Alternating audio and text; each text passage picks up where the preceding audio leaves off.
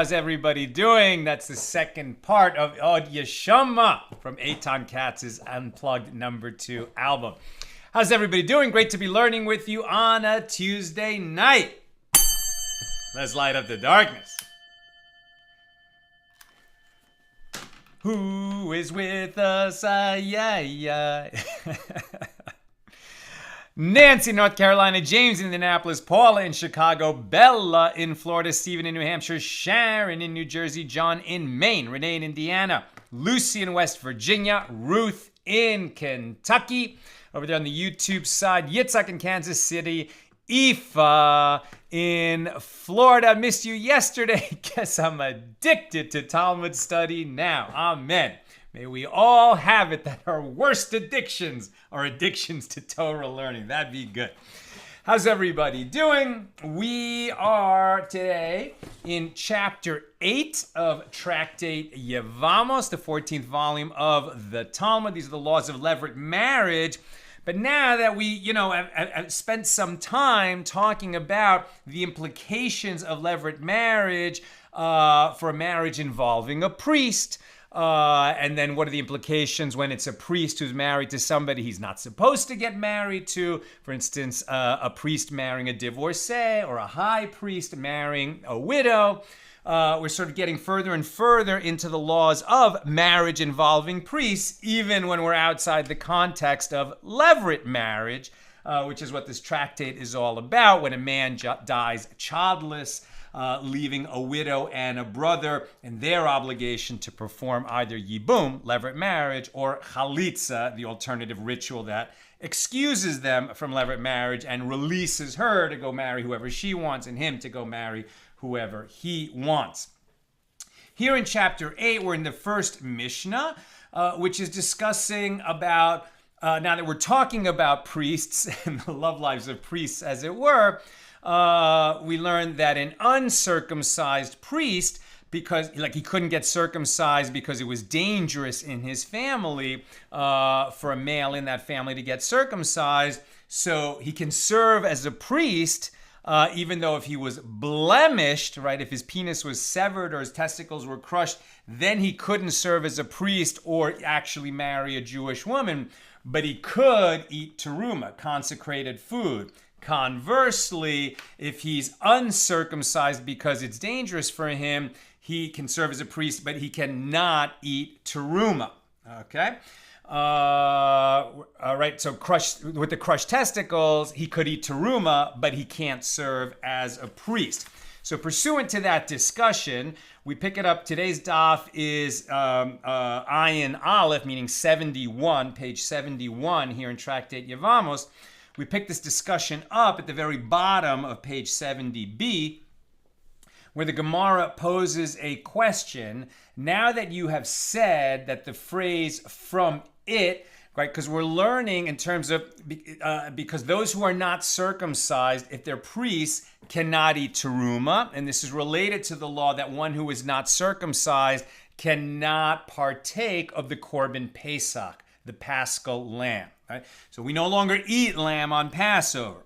When the temple was standing, that is when it was permitted to bring the Paschal lamb, to make that the Paschal, bring the Korban Pesach, right, the sacrifice of the lamb on Passover. It would be slaughtered within the temple precinct, and then some of its blood spilled on the altar, but then the lamb itself would be taken out of the temple. Right, so we learned about that in Tractate Pesachim. And then it would be eaten by a group of people who had agreed in advance to eat it together. They registered for that particular lamb, and it would have to be eaten that night, the night of Passover, roasted, not cooked in any other way. And they had to eat it all that night, and anything that was left over would have to be burned. They couldn't eat Paschal lamb leftovers the next day. It had to be eaten that night. So one of the laws of the Korban Pesach is that a circumcised person shall not eat of it. So we're getting that definition and proof text, as it were, that an uncircumcised priest may not eat teruma, connected to the law that no uncircumcised person can eat of the Korban Pesach. So the Gemara poses this question. Now that you have said that the phrase "from it" used in this context comes for an exposition and serves to exclude other cases. So with regard to the phrase "from it" in the verse, no stranger shall eat from it. Not just no uncircumcised person, but no stranger. That's Exodus 12:43. So what else are we learning here?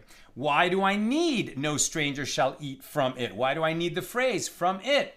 And the Gemara answers, this too teaches that it is only from it, meaning eating the Paschal lamb, that apostasy disqualifies, as the term stranger in this context is understood to refer to a Jew whose conduct makes him estranged from God, right? Because the uncircumcised may not eat from it, and the stranger may not eat from it.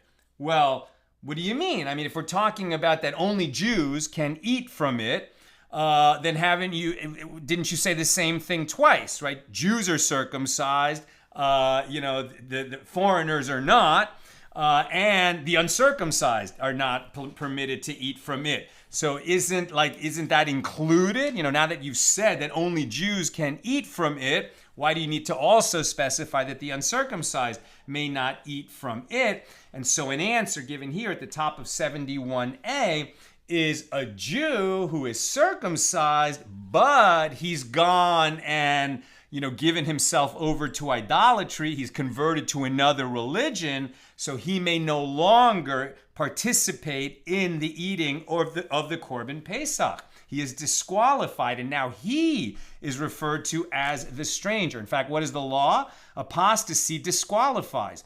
One who feeds an olive bulk of the Paschal lamb to an apostate guilty of idolatry has transgressed a negative mitzvah. Not only may this Jew who has started practicing idolatry, has converted to another religion, he may not eat of the Paschal lamb, but even a Jew who's still a Jew and a practicing Jew, if he feeds some of the Paschal lamb to this heretic, he also has violated that negative commandment, that prohibition. Right? So the apostasy disqualifies, as the term stranger in this context is understood to refer to a Jew whose conduct makes him estranged from God, and he is disqualified from eating the Paschal lamb.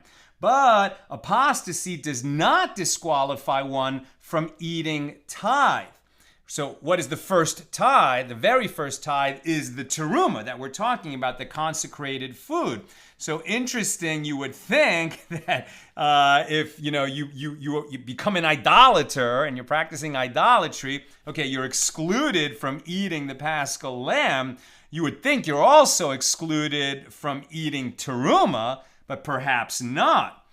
Now the Gemara asks further, well, if so, with regard to the phrase "from it" in the verse, no uncircumcised person shall eat from it, Exodus 12, verse 48, which again emphasizes from it and not from another item. So why do I need this phrase? And the Gemara answers, this teaches that only from it, the Paschal lamb, one who is uncircumcised may not eat of it, but he does eat matzah and bitter herbs. So interesting, this Jew who went and converted to another religion, he's still a Jew, right? He's now considered a heretic, an apostate, and he's not permitted to eat of the Paschal lamb.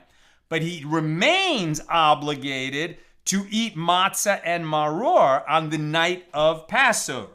He's probably not going to do it now that he's in another religion, but he commits a transgression when he fails to eat matzah and bitter herbs on the night of Passover, even though he's prohibited to participate in eating of the Paschal lamb alongside his fellow Jews who do that when the temple is standing, and we bring the Korban Pesach. So the Gemara continues, and it was necessary for the Torah to write the prohibition with regard to an uncircumcised man, and it was necessary for the Torah to write a separate prohibition with regard to any stranger. As if the merciful one had written only about an uncircumcised man, one might have thought that only for him is it prohibited to eat from the Paschal lamb, because the foreskin is repulsive, right? It's repulsive for a Jewish man to have a foreskin, but with regard to a stranger who is not repulsive, say that it is not prohibited. And if the merciful one had written only about any stranger, one might have concluded that only for him is it prohibited to eat from the paschal lamb, because his heart is not directed toward heaven due to his apostasy. But with regard to an uncircumcised man whose heart is still directed toward heaven, right, a Jew who is uncircumcised, and it is only on account of unavoidable circumstances that he has not undergone circumcision, say that there is no prohibition against his eating the paschal lamb. Therefore, it is necessary to teach both cases. Now, the Gemara asks, with regard to the phrase of it in the verse, do not eat of it raw nor boiled in water, but rather roasted in fire. And the phrase of it in the verse, and you shall let nothing of it remain until morning. These are both requirements of the paschal lamb. It must be eaten roasted, and none of it may remain until morning. So since both of which of these terms are terms of exclusion, why do I need them? And the Gemara answers that they are necessary for that which Rabbah said that Rabbi Yitzchak said, as will be explained later on page 74.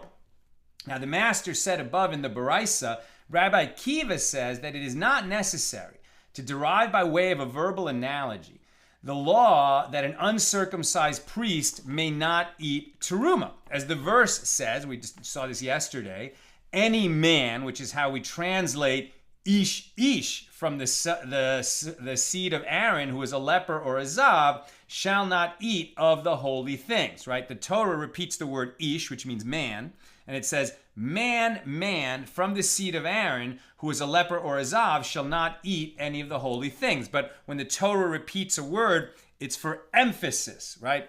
Any man is how we translate it, or every man, or a man shall indeed, a man indeed shall not, right? That's how, when you see the word indeed in an English translation of the Bible, very often it's because the Hebrew word was repeated for emphasis, right? So ish, any man from the seed of Aaron, meaning the descendants of Aaron, the priests, the Kohanim. If he is a leper means a mitzora, right? He has tsura'as, not the medical condition of leprosy, but that physical expression of a spiritual malady, which no longer exists, but did when we were at a higher spiritual place. Or if he's a zav, meaning he's experienced a nocturnal emission which rendered him impure. Both of these conditions, tzara'as or being a zav, renders you tameh. So you are impure, ritually impure, until you complete the days, whatever is necessary for that purification, and then immerse in the mikvah, await nightfall, and then you become tahor again, ritually pure. So the repetition of the word ish comes to include an uncircumcised man and indicate that he too may not partake of teruma, consecrated food. So the Gemara asks, but say that the verse comes to include not an uncircumcised man as being prohibited to eat teruma, but rather a priest who is an acute mourner, meaning he has lost a close relative that very day. Perhaps he's the one who cannot eat teruma because of this ish, this extra word ish, which they're going to use to bring another law. So say that the verse comes to include an acute mourner in the prohibition against eating teruma. So Rabbi Yosef, the son of Rabbi Hanina, said, the verse states, no foreigner may eat of the holy thing. Leviticus 22:10. And this indicates a disqualification stemming from foreignness. I told you prevents one from eating teruma, but not a disqualification based on acute mourning. So the Gemara asks, say that the verse comes to teach that a disqualification stemming from foreignness prevents one from eating teruma, but not a disqualification based on a priest's lack of circumcision. And so it should be permitted for an uncircumcised priest to partake of teruma, right? They're still arguing, can this uncircumcised priest eat teruma? The Mishna said no, but why, right? That's what we're debating. And the Gemara answers, isn't it written, any man, ish ish, where the repetition of the word ish comes to include an uncircumcised priest in the prohibition against eating teruma. And the Gemara asks, and what did you see that led you to include an uncircumcised priest in the prohibition against eating teruma, but exclude an acute mourner? Why not include the acute mourner and exclude the uncircumcised priest in this prohibition?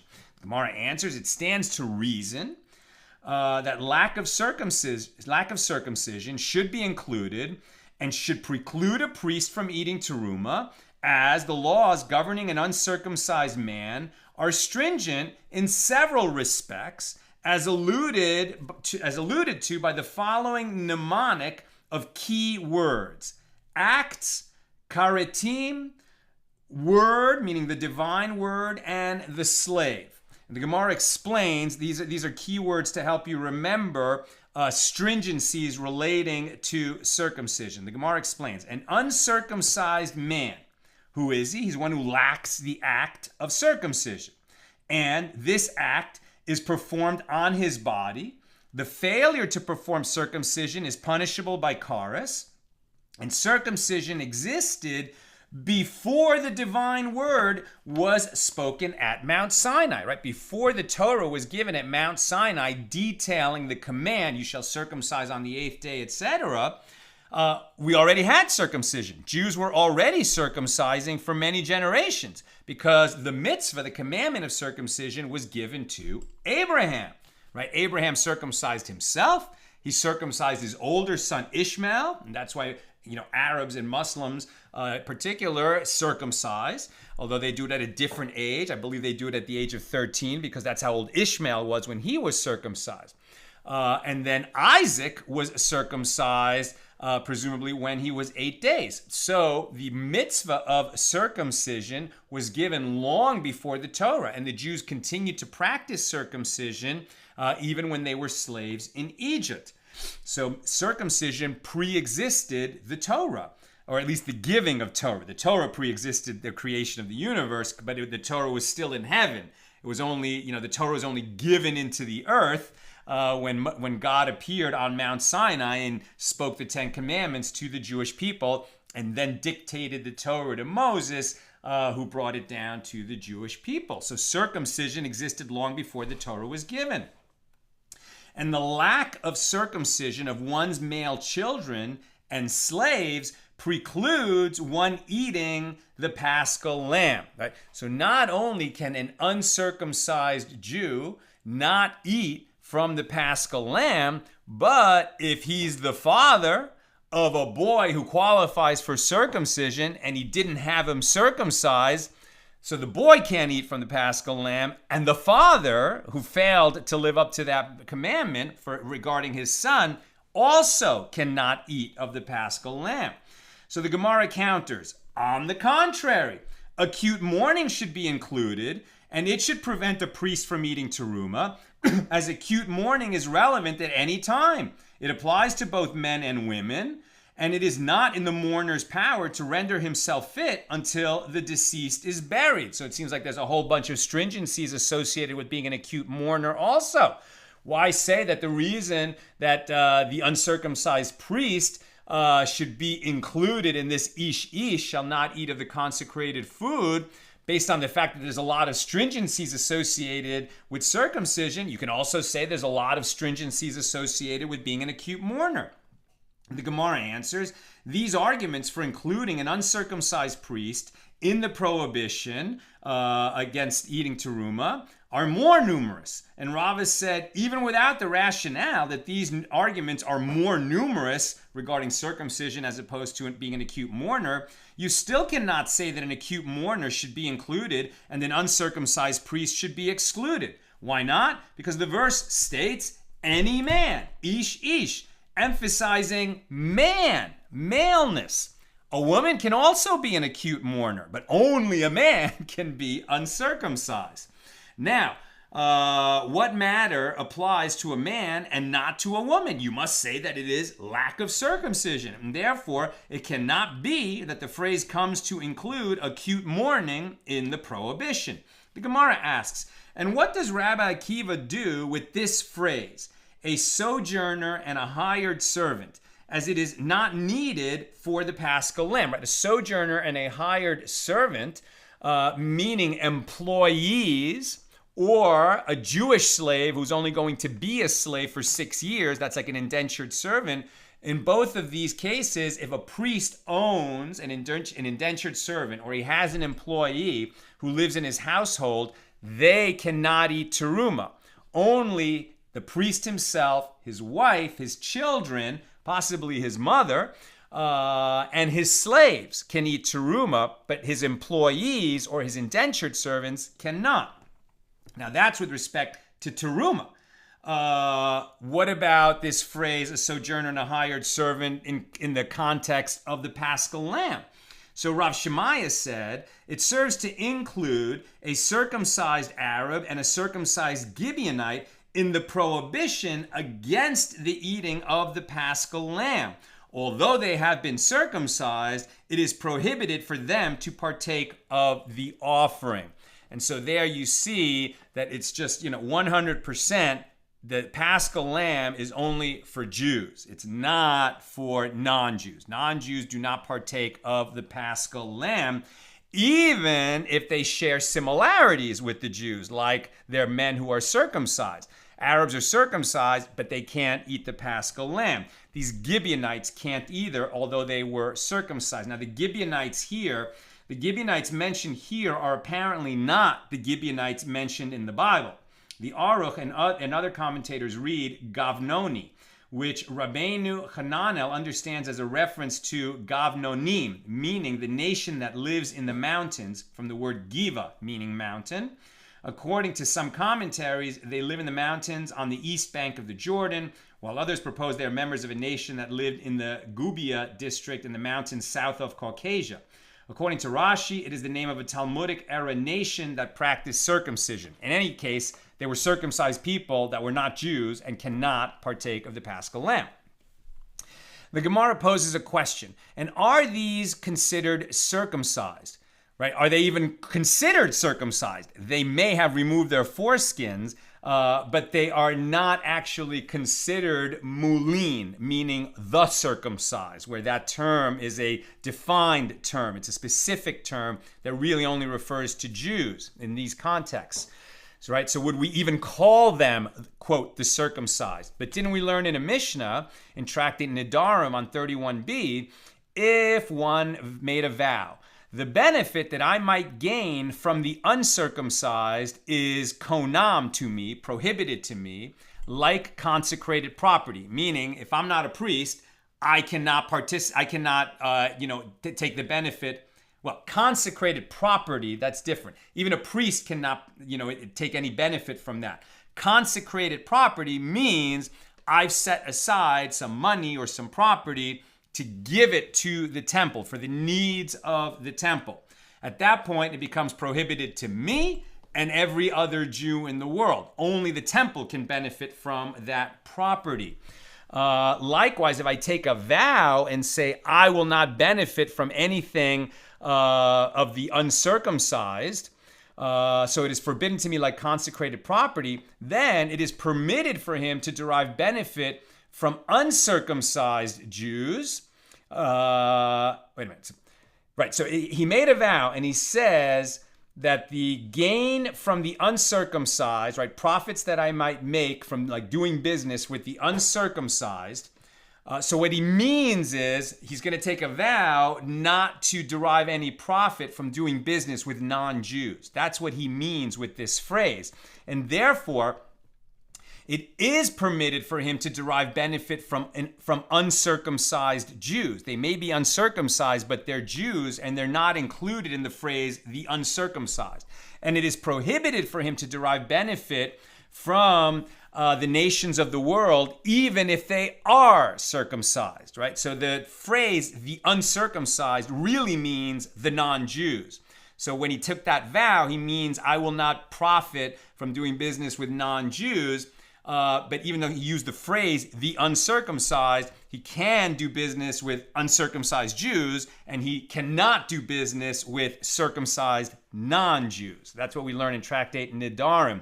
Why? Because Gentiles are considered uncircumcised even if they have removed their foreskins. And conversely, if he vowed, the benefit that I might gain from the circumcised is konam, is prohibited to me. So then it is permitted for him to derive benefit from the circumcised of the nations of the world, as they are not considered circumcised. And it is prohibited for him to derive benefit from uncircumcised Jews. And this indicates, that teaching over there in Tractate Nedarim indicates that the circumcision of Gentiles is disregarded. They're not even called the circumcised if they have their foreskins removed. So rather, the phrase, a sojourner and a hired servant, comes to include, in the prohibition against eating of the Paschal lamb, a convert to Judaism who was circumcised but did not yet immerse in the mikvah, right? So he's not yet a convert. He's studied to become a Jew. He's taken,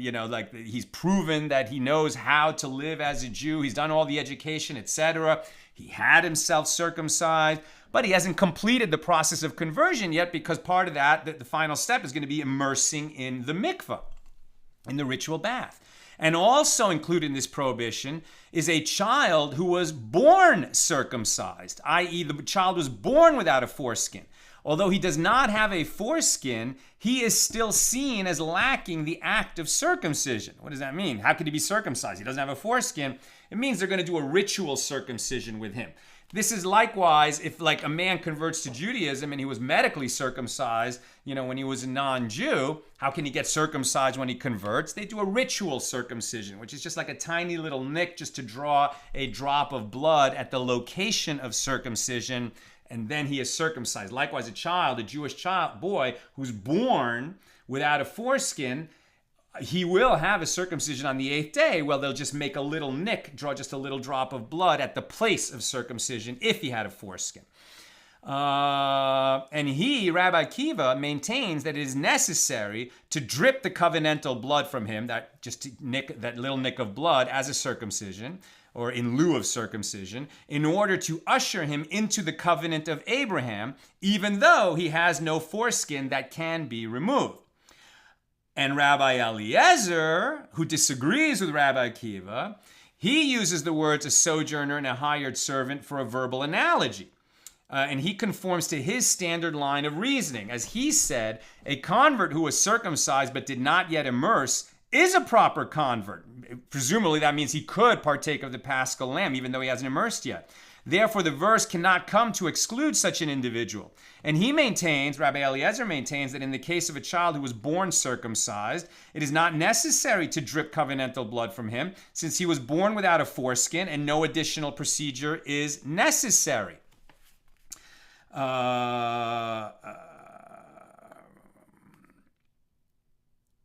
And the law follows Akiva in this, right? The halacha is a child, for example, a child who was born circumcised. If a child was born without a foreskin, it is necessary to drip covenantal blood from him, as the law is ruled in accordance with the opinion of Rabbi Akiva against that of Rabbi Eliezer.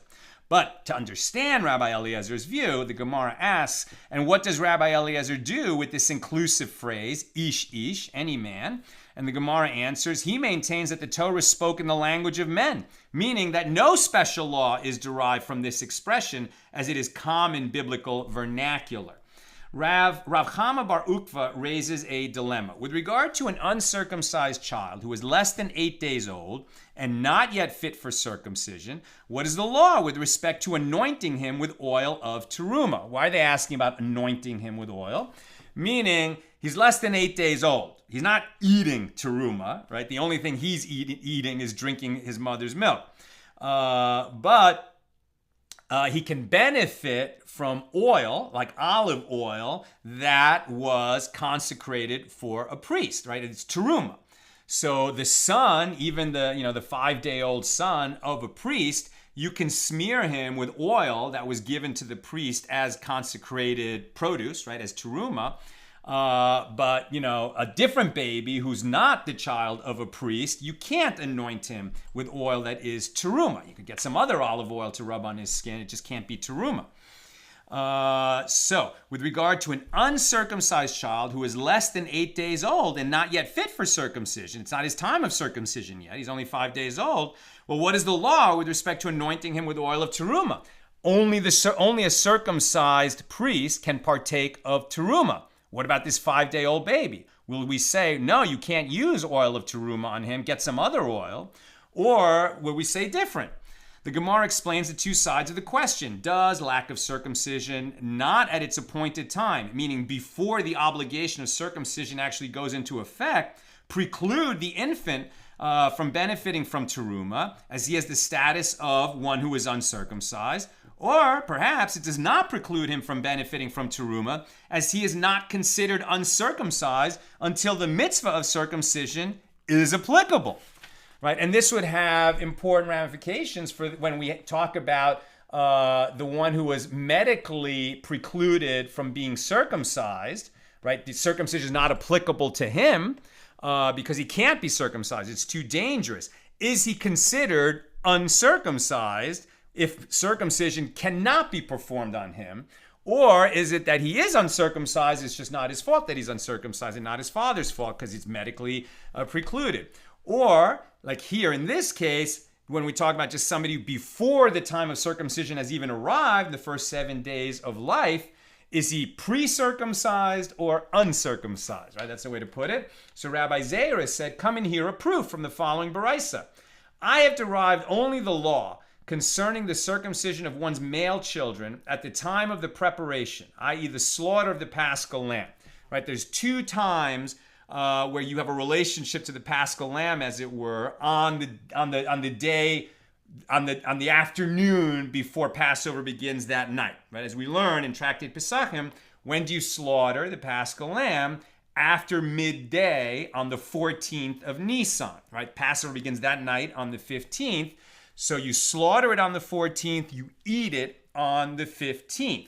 Right? And you have to be registered. You have to be part of the group that's going to eat it that night. You have to be registered for it already when it's being slaughtered. Right? If you weren't registered when it was slaughtered, you're not going to be able to register for it later and then eat of it.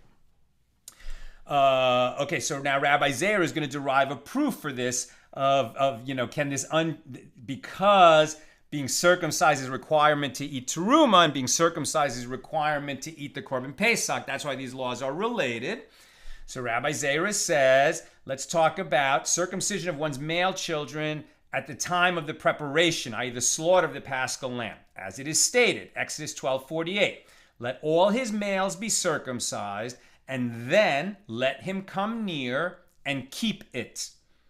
And the law concerning the circumcision of one's slaves, right, because also slaves can partake of the Korban Pesach. Here you have a case where a non-Jew can't eat of it because he's a slave of a Jew, but he must be circumcised, right? And so the law concerning the circumcision of one's slaves at the time of the eating of the Paschal lamb, as it is stated, Exodus 12:44, but every man's servant, when you have circumcised him, then shall he eat from it, the Korban Pesach. So from where do I derive that it is proper to apply the prohibition that was stated about this case to that case, and the prohibition that was stated about that case to this case, i.e. the circumcision of both one's male children and one's male slaves is indispensable both at the time of the slaughter of the Paschal lamb and at the time of the eating of the Paschal lamb. And the rabbi of that Mishna answers that the verse states the term then with regard to the male children and the same word then with regard to slaves. And we make a verbal analogy between those 2 commandments. So the Gemara comments, granted, with regard to one's slaves, you find a case where they were present at the time of eating, but they were not present at the time of preparation. For example, if this man who's one of the group that's going to be eating the Korban Pesach, okay, so let's say they slaughtered the lamb in the afternoon, right, of the 14th of Nisan, the afternoon before Passover begins that night, and then his buddy said to him, you know what, why don't this slave of mine, I can't afford to keep him, he's a great slave, you should have him, and he sells it to him that day.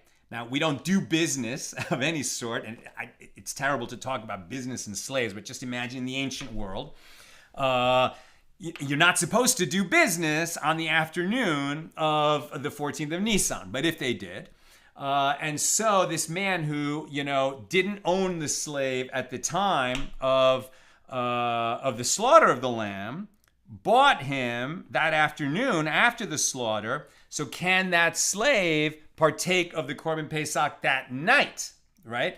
So he wasn't there. He didn't belong to this Jew at the time of the slaughter, but he does belong to him at the time of eating. Can he participate?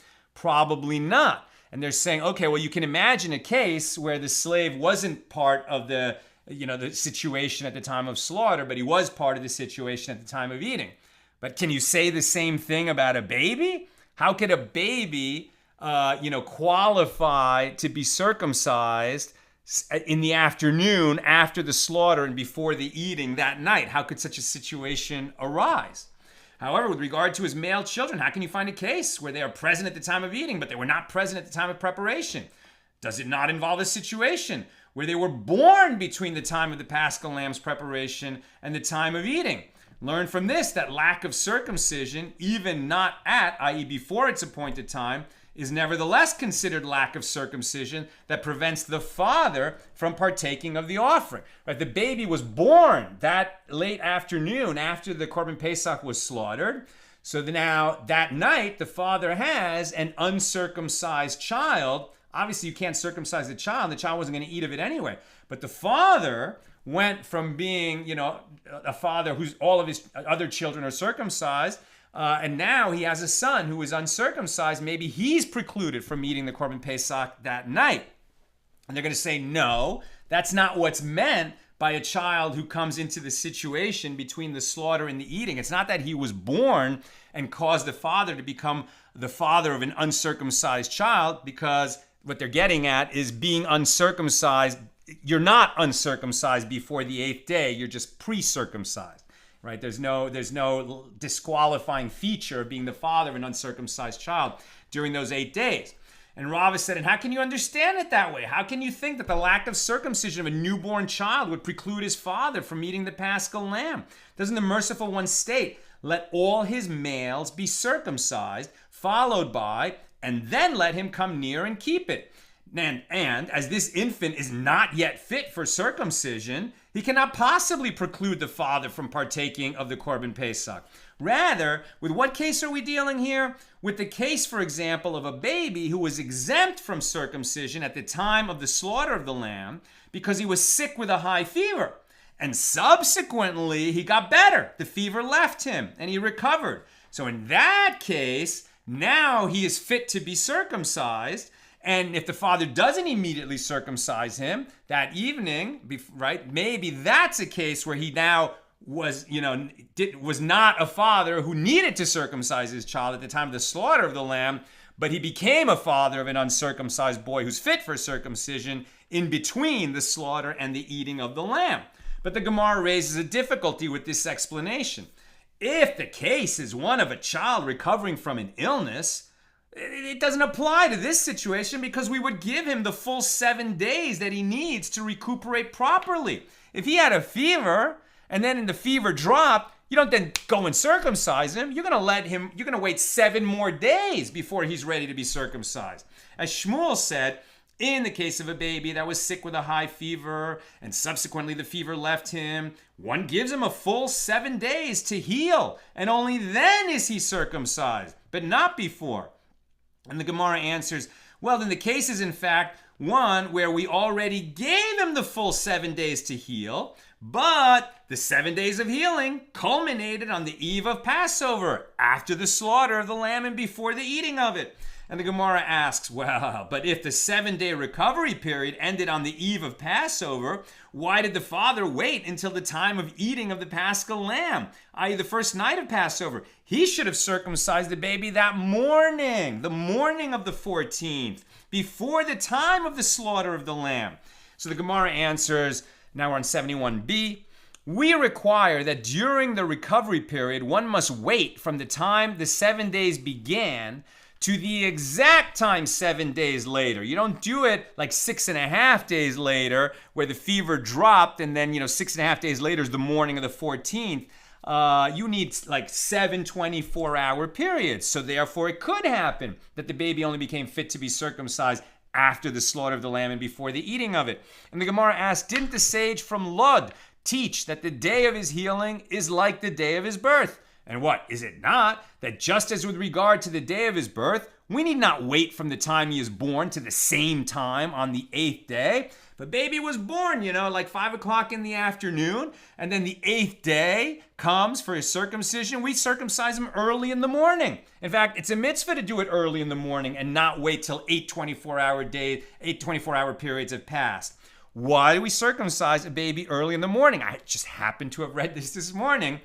We do that to emulate Abraham, who, when God tasked him to, bring Isaac up as an offering, and the story of Akedas Yitzhak, the binding of Isaac, and that in that story we learn that after God told Abraham, you have to go bring your son as an offering, the next day Abraham got up early and saddled his donkey, right, and split wood and took Isaac and his 2 lads, which are understood to be his servant Eliezer and his older son Yishmael, and they set out, and he got up early in the morning. So when you have a mitzvah to do, you do it at the earliest possible opportunity. So circumcision is done on the 8th day, in the day and not at night, so you get up early in the morning and do it, and you don't have to wait 8 24-hour periods to do it. So in this case of the boy who had a fever, and then he got better, and it happened in the late afternoon, we don't have to wait 7 24-hour periods until he's fit for circumcision. We could do it in the morning, and therefore we could have done it in the morning on the day of Passover, and therefore this doesn't fit the requirements of the case we're trying to bring to prove that a father of an uncircumcised child cannot himself eat the Korban Pesach if his son became fit for circumcision between the slaughter of the lamb and the eating of the lamb. You follow? Okay.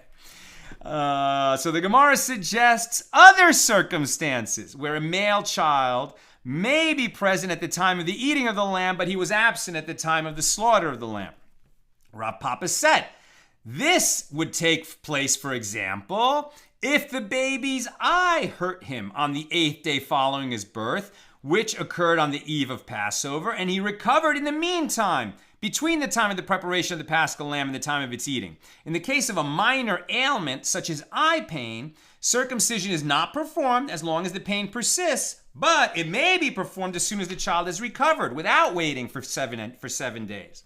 And Rava said a different case, another example of how this case could happen, would occur, for example, if the infant's father and mother were incarcerated in prison at the time of the preparation of the Paschal lamb, and they slaughtered their offering by way of an agent, and there was no one available to circumcise the infant, and the parents were released from prison before the time of the eating the Paschal lamb had arrived. So now the father could be the father of an uncircumcised child who was not present at the time of slaughter, but was present later.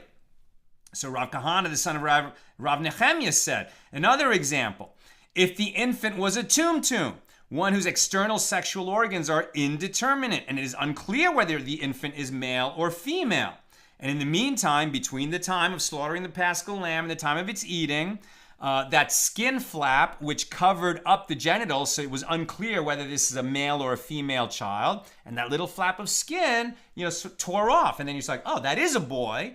So, and here's his 8th day, we need to circumcise him. So he was not fit for circumcision at the time of slaughtering the lamb, but now that that flap of skin tore away by itself, he is fit for circumcision at the time of eating the Paschal lamb. And he would disqualify the father from eating the Paschal lamb because now he's the father of a child who should have been circumcised and hasn't been. And Rav Sherevia said it could also occur, for example, if 7 days earlier. So then they give a crazy case, and we're a little bit short on time, so I won't go through all that details, but a case where the child's head was born, but the rest of the child was not born for a week. So there's no case in the world where this could happen in real life, but they're just drawing a hypothetical to try and understand how such a case could happen. So they're saying, what if this child, like the head emerged from the mom, but then for whatever reason, the child wouldn't come out and the mother was in that condition for a week. And then finally, on the eve of Passover, after the slaughtering of the lamb and before its eating, the child fully emerged. So it's considered born when the head came out. But they couldn't circumcise that morning. But now that the child is fully out, he could be circumcised, and then he would disqualify his father from eating of the Korban Pesach that night. Rabbi Yochanan said in the name of Rabbi Bena'a, an uncircumcised man may receive the sprinkling of the water mixed with the ashes of the red heifer in order to purify himself from ritual impurity imparted by a human corpse, as we do not say that this sprinkling is ineffective for an uncircumcised man, right? So a Jew who wants to enter the temple cannot do so if he is ritually impure, tameh, if his impurity was caused by tending to the needs of the dead, right? Like carried a corpse and buried it, or even walked through a cemetery. Well, especially if he touched the corpse, right? So that's the strongest form of ritual impurity. He's going to be impure for 7 days. This is all when the temple is standing, and he needs to be sprinkled with the waters of purification, which are water that has the ashes of a red heifer mixed into it, sprinkled on the 3rd and 7th day. Then he immerses in the mikveh, and then that night he is ritually pure again, tahor, and he can enter the temple. And if he happened to be uncircumcised, he could still go through that process and enter the temple.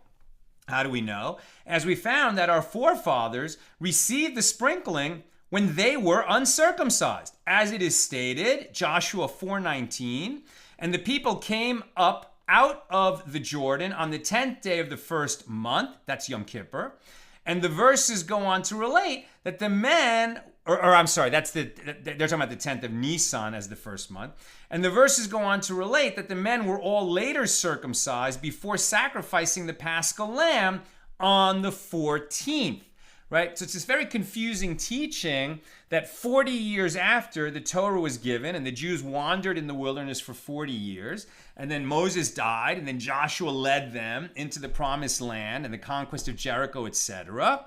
And then it says like all the men needed to be circumcised. Why would they all need to be circumcised? Are you saying that they weren't circumcising when they were living in the desert for 40 years? And there are teachings that say, correct, they weren't circumcised when they were living in the desert. And you're like, why would they not circumcise the Jewish men who are living in this beautiful, pure, pristine state, eating manna every day, protected by the clouds of glory, learning Torah directly from Moses, who's receiving it directly from God, such an exalted spiritual state? Why wouldn't they be circumcised? And the Gemara clarifies, on the 10th day itself, they did not circumcise themselves due to the weariness caused by their journey. When, then, was the sprinkling done to them in order to remove the ritual impurity resulting from the contact with the corpse, because they were at war, so that they would be fit to bring the Paschal lamb on the 14th? The first sprinkling must have taken place no later than the 10th, as there is a 4-day waiting period between the first and second sprinklings. In that case, wasn't the initial sprinkling performed when they were still uncircumcised? And this proves that one who is uncircumcised may receive the sprinkling of the purification waters. And the Gemara counters, but perhaps they did not sacrifice the Paschal lamb at all. And the Gemara answers, this cannot enter your mind, as it is written, and they kept the Passover, Joshua 5:10, meaning they brought the Paschal lamb.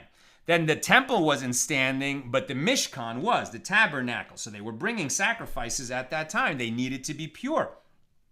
Mar Zutra strongly objects to this, but perhaps it was a Paschal lamb that comes in a state of impurity. If the majority of the community is ritually impure due to contact with a corpse, they may all sacrifice the Paschal lambs, even though they are tameh, ritually impure, and there is no need for any sprinkling. And Rav Ashi said to him, it is taught explicitly in a Baraisa that they circumcise themselves, immersed in a ritual bath, and perform the ritual of their Paschal lambs in a state of purity. And Rabbi Bar Yitzchak said that Rav said the mitzvah of uncovering the corona during circumcision was not given to our patriarch Abraham. And this explains what happened. Right? So Abraham removed the foreskin of himself, of Ishmael, of Isaac, and then the Jewish people, the descendants of Abraham, Isaac, and Jacob, even while they were slaves in Egypt, removed their foreskins, but they didn't do the circumcision properly. They left a little bit more skin. It's like they took off the end of the foreskin, but they didn't take off enough of the foreskin. Right, and so that it was clarified later, and specifically when Joshua led the Jews into Israel, that you need to take off a little more than you had taken off. Right, I guess they had previously taken off the foreskin so that it's like the tip of the penis emerged from what was left of the foreskin, but now they needed to take off just like a little bit more so that the entire corona, the entire head of the penis is free of any foreskin. Right? So Rabbah Bar Yitzchak said that Rav said the mitzvah of uncovering the corona during circumcision was not given to our patriarch Abraham. The command given to Abraham included only the mitzvah of circumcision itself, i.e. the removal of the foreskin, but not the uncovering of the corona, i.e. the folding back of the thin membrane that lies under the foreskin. So as it is stated, at that time the Lord said to Joshua, make yourself knives of flint and circumcise again the children of Israel a second time. Why, if they're properly circumcised, why would they do that? It must be that they didn't remove quite enough. So why was it necessary to circumcise them? Apparently it is because before the Torah was given on Mount Sinai, some of them had been circumcised in the manner of Abraham without uncovering the corona, and therefore they needed to be circumcised a second time in accordance with the Torah law that requires uncovering the corona. And the Gemara asks, how may it be inferred that those who were already circumcised required a second circumcision? Perhaps the verse is referring to those who had not been circumcised at all, as it is written, for all the people who came out were circumcised, but all the people who were born in the wilderness had not been circumcised. And you're like, wait, what? So now it's not that they were circumcised, but it wasn't a proper circumcision. According to this view of it, in this side of the debate, perhaps the ones who were born in the wilderness were not circumcised at all, despite living at such a lofty spiritual level for 40 years. They weren't circumcised at all. Why? And the Gemara responds, well, if so, that it was only those who had never been circumcised who required circumcision, then what is the meaning of circumcise again? Which indicates that they had to be circumcised a second time. Rather, is it not referring to uncovering the corona? And what is the meaning of a second time stated in the same verse? This phrase appears redundant, as the verse already stated circumcise again. So the Gemara explains, it comes to equate the end of circumcision when it is necessary to circumcise a second time in order to correct an improperly performed circumcision. It equates that with the beginning of circumcision, just as the incomplete performance at the beginning of the circumcision invalidates the circumcision, so too incomplete performance at the end of the circumcision, i.e. the foreskin not being fully removed, invalidates the circumcision. And we learned in a Mishna in Tractate Shabbos 137a, these are the shreds of flesh that invalidate the circumcision if they are not cut. And the essential element of circumcision is the removal of the flesh that covers most of the corona. And a child who was not circumcised in this manner is considered uncircumcised, and he does not partake of teruma. Now, with regard to this issue, Ravina said, and some say it was Rav Yirmiyah bar Abba who said that Rav said, when the Mishnah mentioned most of the corona, it meant that the flesh that covers most of the height of the corona as well as most of its circumference. But the more intriguing question is, why, even if it's not the majority view, if it's not the accepted view, why was there any view that the children of Israel who were born in the wilderness, and remember, the ones who were born in the wilderness are the ones who entered the promised land, right? Because after the sin of the spies and the people freaked out and panicked that they weren't going to be able to conquer the giants who lived in the promised land at that time, God became angry and said, you people have such little faith. Fine, you generation of slaves that came out of Egypt, you're going to die in the desert. And that's why we wandered for 40 years. And it's the next generation who were born in the desert that would eventually go into the promised land. So according to this view, those males who were born in the desert were never circumcised. Why were they not circumcised? Find out tomorrow. We will find out tomorrow. It's quite intriguing why the explanation for this view that the males born in the desert during the 40 years of wandering were not circumcised during the years of wandering and only became circumcised when they entered the promised land. We'll learn what the reason is for that tomorrow with God's help. Okay, let's go to questions and comments. Here on Yevamos 71. Sharon, taught my pre-B'nai Mitzvah students today about the book of Ruth and had to explain the laws of Yibum. In that context, led to an interesting discussions on their part of what their or their siblings' obligations might be in that context. Got pretty amusing, right? So the laws of Yibum are, occur in a kind of narrative context, right? In those two places, in the book of Ruth, where Ruth and Naomi, right, come back to the land of Israel, and Naomi encourages her daughter-in-law, who is a widow, to eventually, basically marry by performing Yibum with Boaz. Now, he's not her husband's brother, but he is her husband's kinsman, right? It was like that was close enough for what was like a sort of pseudo Yibum context. Likewise, in the story of Judah and Tamar, Judah ends up performing Yibum with Tamar, who was the widow of two of his sons. It should have been the third youngest son who performed Yibum. Judah ended up doing it himself, but that was before the laws of Yibum were spelled out because the Torah hadn't been given yet. But still, that's that context in the book of Ruth where it's discussed, and I'm glad it led to an interesting discussion with your students, Sharon. Yosef, why is it forbidden, according to many, for non-Jews to partake in Shabbos rituals, but there is no prohibition on circumcision? Those non-Jews who circumcised that you mentioned may be an answer to this. Right, I mean, as we saw, like if non-Jews get circumcised because it was medically necessary or because it's a tradition in their religion, fine, they can do whatever they want. They're not considered, like capital the circumcised, capital C, in terms of meaning the circumcised, where that term equals Jewish men who are circumcised. They don't come into that group just by virtue of the fact that they've been medically circumcised or circumcised within some other religion. In terms of what you're talking about, that non-Jews shouldn't keep Shabbos, it's this idea, right, that Shabbos was a gift. Shabbos, the way we keep it, was a gift to the Jews. Shabbos with all its laws.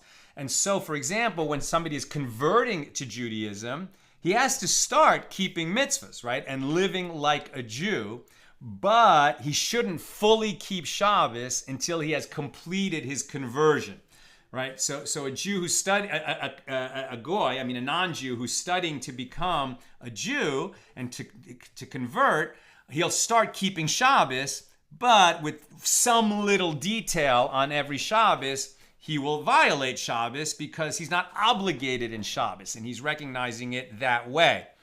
But it's interesting in terms of this Jews and non-Jews, perfectly okay to have a non-Jew at your Shabbos table, right? To have a guest who's not Jewish at your Shabbos table is fine. You should not, and I know a lot of people do this outside the Orthodox world, have non-Jews at your Seder, right? Because the Seder is understood to be something for Jews only. And it goes back to these traditions that we see, like that only a Jew and a circumcised Jew and a non-heretical Jew is fit to eat the Korban Pesach, the Paschal lamb. We don't eat that lamb anymore, but it's understood that this is, that holiday of national liberation when we really became the Jewish people. And so a Seder is really meant to be for Jews only, much as, that's unlike inclusivity in modern times. Okay, I just got signed out of my Google document. Come on. I think there was one more question. And for the nuances of that, may I invite a non-Jew to my Seder? And there's a nice article at Chabad about why that is. Eugenia, what happens to parents who have a son who has damaged testicles?